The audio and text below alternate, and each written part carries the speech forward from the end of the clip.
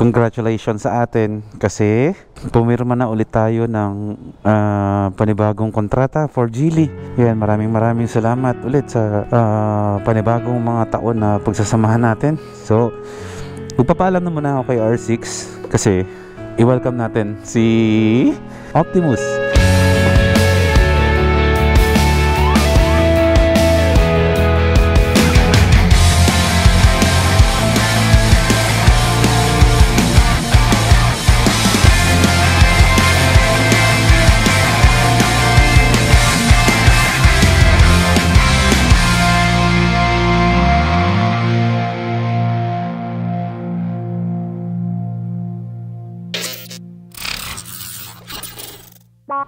Okay, good morning mga first timers. Kasama natin ngayon si Joms at ang kanyang madam.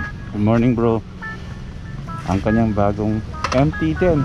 At sa mga nagtataka ngayon kung bakit may inuwi akong R6, hindi ko binili yung R6 ha. Pinahiram lang sa akin ito ng boss ko kagabi para kailangan makauwi.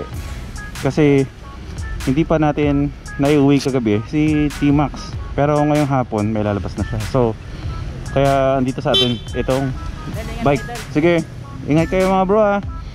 Ayun, pupunta tayo ngayon ng Geely Helmet PH mga first timers. Kasama natin yung Yamaha R6 ng Geely. Hindi naman ko, hindi akin to. Na-misinterpret lang siguro ng mga tao na ito yung binili ko. Kasi dahil nga gusto ko to. Hindi, sa boss ko to. Kukunin natin si T-Max ngayon. Kaya ako nagdadaldal ngayon dito kasi nga walang mic yung GoPro ko. So mamaya kapag nagdadrive tayo nito ay talagang maingay ito. So wala akong boses mamaya pag nasa NLEX na tayo. So ayan, biyahe tayo bro. Pagdating sa gas station bro, paggas tayo dun sa pagkalabas no. Yan, sasamahan tayo ni DC Monorack at ng kanyang bisis pupunta sa Geely para sunduin yung T-Max natin. Okay.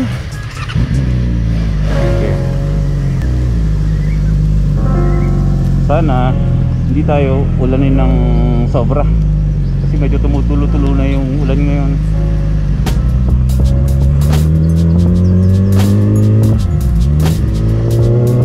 Ayun. Kahapon kaya wala akong upload. Siguro narinig naman ako. Kahapon kaya wala akong upload kasi kung nakikita nyo yung motor ni Boss Jomar na DC Monorack na bagong MT-10, yun yung kinuha namin kahapon. Dapat umaga kukunin namin, kinuha namin yung MT-10 niya, hindi kinahaponan ay kukunin namin si T-Max, pero hindi namin nakuha ng hapon. Medyo na-delay yung release niya. At ngayong araw, kinabukasan, kadugtong na to, nung araw na dapat kinuha yung MT-10. So ngayon, panibagong araw, susunduin natin si T-Max natin sa Quezon City at iiwan na natin tong motor ng boss ko. At yun ang drive natin si T-Max, pabalik natin ng Bulacan. So habang bumabiyahe muna ako at magpapagas ako, panoorin niyo muna yung clip kahapon kung paano namin kinuha yung motor na MT-10 sa Clark, Pampanga. Ito yun.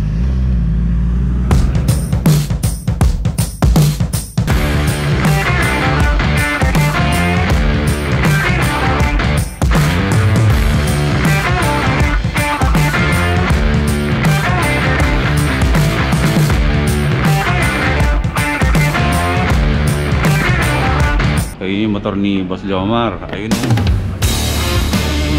T10 SP. How to spend 1 million in 1 hour. Diba?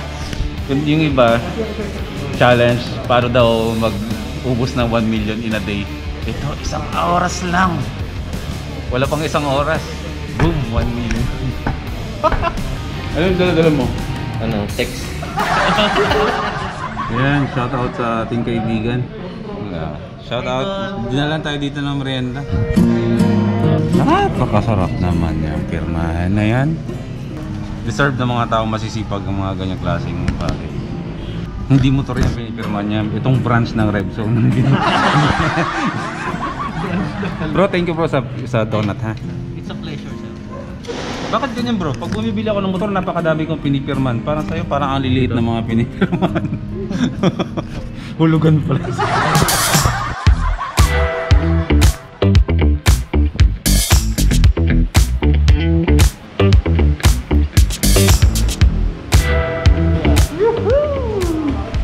Pati mo na bro. Kaya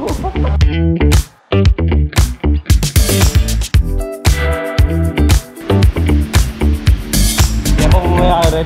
Red oh. Ano siya? Ano siya? Birthday nga ni Jolo. Pakikikain tayo dun. Yung pala, chat natin. Papunta na tayo na. Oo. Alam niya, dadating tayo.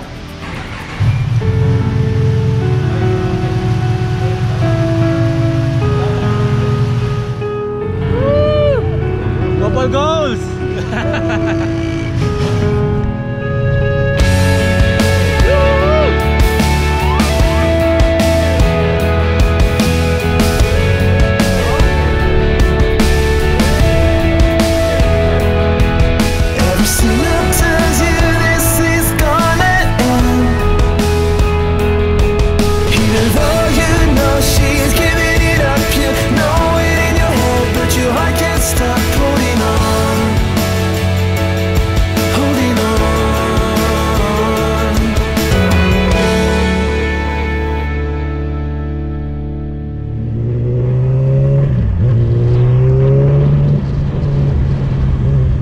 Napakasarap sa pakiramdam, no? Deserve ni Bro DC Monarch yung MT-10 na yan kasi talagang isa yun sa idolo ko sa kasipagan. Papagas lang muna tayo, ha? At medyo nailaw na yung fuel gauge natin. Meron ako nakakatawang moment ngayong araw na to. Papagas ako ng puro coins yung ano. Sir, tumatanggap naman kayo sir ng puro coins, no? Talagang 500. Ito kasi pinabaon sa akin eh. 500 pesos yan.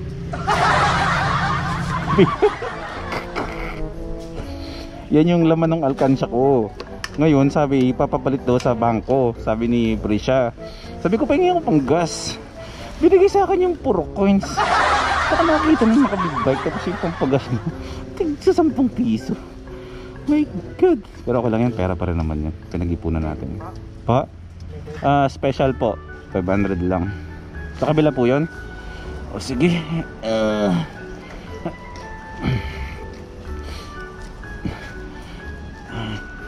Kabigat pero kagaan pag umandar. Ayan, dito na lang sir.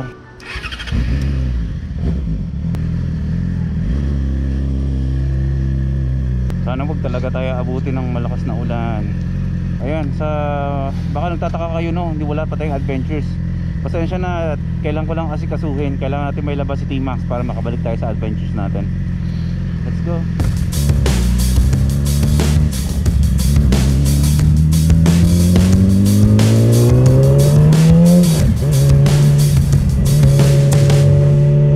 Dito lang talaga, dito sa norte, may mga cash na ano pa rin talaga dito, mga toll. Hindi tulad sa iba, sa stage 3 basta papuntang south, parang wala na akong nakikitang mga tawag dito, cash na booth. Kailangan natin na kapag kinuha natin si T-Max ay meron tayong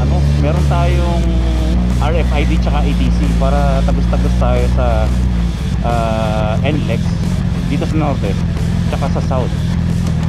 Kasi mabilis ang biyahe talaga kapag nag-expressway tayo. Kailangan ng T-Max natin yan. Ayan.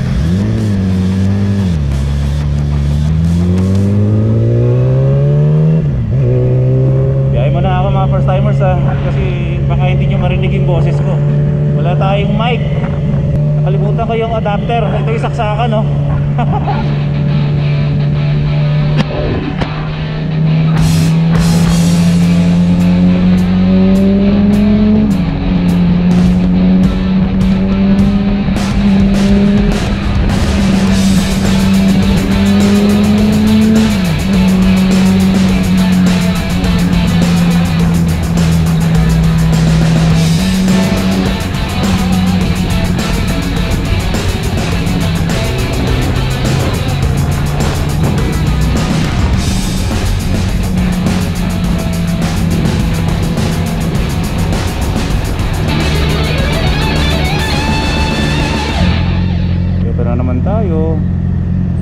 Nasa cash lane, ang haba na naman ng pila.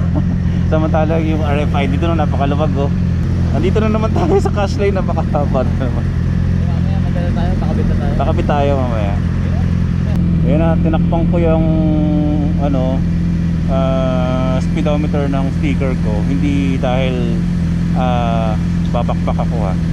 Magpapatakbo lang tayo ng 100 kph. Susunod tayo sa batas. Iniiwasan ko lang yung mga judgmental mga tao. Ang ganda, gumagawa tayo ng magandang content. Hinahanapan ka talaga ng butas na hanapan ka ng mali, no? So ayan, para sa inyo yan.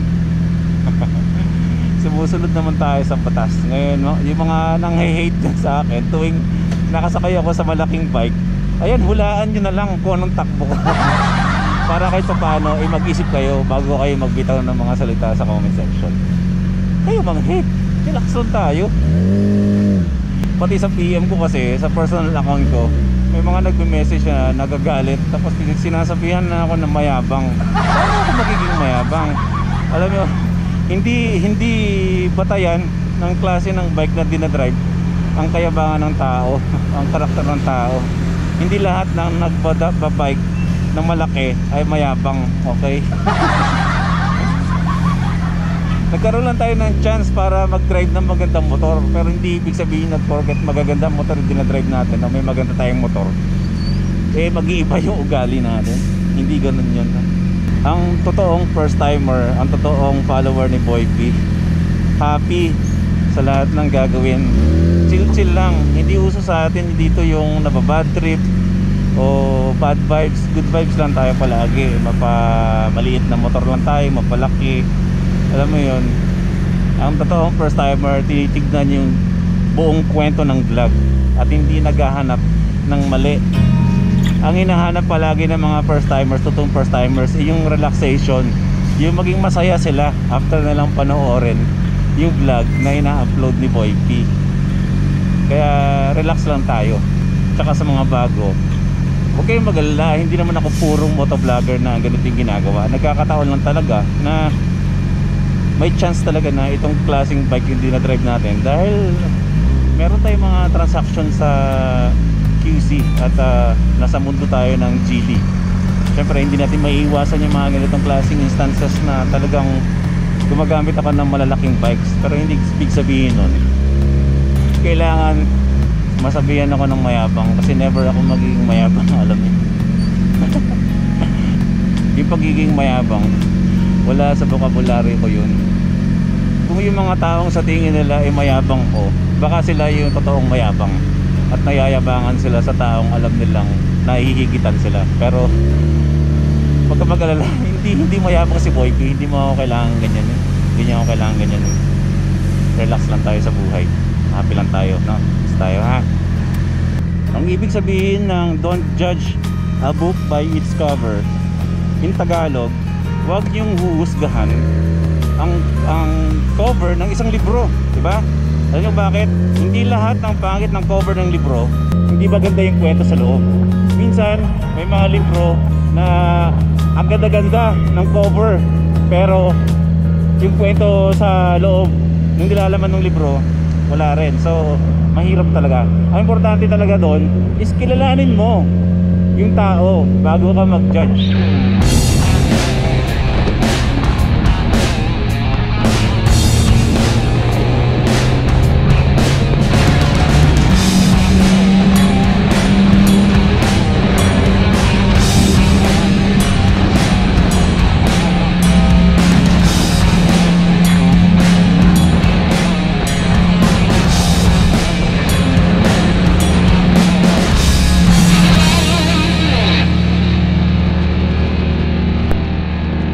First timers, ang dami nang nangyayari. Dito lang ulit ako nag-vlog ulit kasi syempre confidential, pero congratulations sa atin kasi pumirma na ulit tayo ng panibagong kontrata for Geely.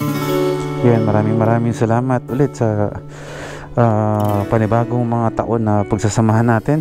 So magpapaalam naman ako kay R6 kasi i-welcome natin si Optimus. Ayan na, laki, no? Ayan mga first timers, yung bunga ng pinaghirapan natin, yung bunga ng suporta, na walang sawang suporta nyo sa akin. Hindi ko makakamit to kung wala kayo. So ito na yung pinaka ultimate na scooter na T-Max, ang lolo ng mga scooters. Meron na tayo, kulay blue, syempre boy, first time yan eh. So iuwi na natin siya ngayon sa Bulacan. At ride tayo soon kasama ang LA Squad, ang mga kaibigan natin na may mga motor na pwede natin makasama na dumadaan sa NLEX. So ito ay yung pangatlong motor natin. Ito na yung magagamit natin pag pumapasok tayo sa NLEX. So siguro dito ko na rin tatapusin mga first timers. Medyo pagod na ako. Dito ko natapusin yung vlog ko. Actually ang saya ko ngayong araw na to. Lahat to dati ay nangangarap lang ako, pero ngayon meron na tayong scooter na gagamitin. Nakakapasok ng NLEX yan. Malaki yung makina niyan. So maraming salamat sa inyo lahat. Malaki ang ambag ninyo, kaya meron tayong mga ganitong klase mga bagay na magagamit din natin sa pagtatrabaho. So uwi na kami. Shoutout kay DC Monorack sa lahat ng mga hindi pa nakasubscribe. Si Joms, DC Monorack, yan ang may-ari ng DC Monorack. Yung mga pinamimigay natin sa kalsada, sa kanya nanggagaling yan. At meron din siyang tulad na nga sa simula ng vlog na to, kinuha natin yung MT-10, yung nakita nyo kanina. Ito yun. Ito yung bago niyang motor. So makakabiyahe na tayo nito, bro. Diba? Dati pangarap naming dalawa ni Joms na sana kapag may big bike na tayo, makakabiyahe tayo dalawa lagi magkasama. So ayan, magkakaroon kami ng mga bagong kaibigan. Pero syempre, yung mga bagong dating kaibigan natin na nakakasama natin sa mga lower CC, hindi natin iiwan. Walang iwanan, diba? Madadagdagan ng kaibigan, pero walang tayong iiwang kaibigan. Okay? Sige, magkita tayo bukas mga first timers. Life is good. Welcome to my life. Astig. Sige bro. Solid, grabe. Yan, napakaangas. Ito na. Ito na. Ito na ang pinakamasayang pakiramdam sa lahat. Yan. Mag sports mode tayo. Yan. Grabe. Hindi siya brand new mga first timers ha. Second hand ko lang nabili to. Hindi kaya ng brand new eh. Doon lang tayo sa kaya natin. Pero T-Max to. Grabe, first time to ha. Ilang beses na ako nakapasok ng NLEX na naka big bike, pero ngayon ko lang sasabihin to. Ilang beses na ako nakapasok sa NLEX, pero pambira. Ngayon ko lang masasabi, motor ko to. Hindi na ako manghihiram. You know she's giving it up. You know it in your head, but your heart can't stop pulling.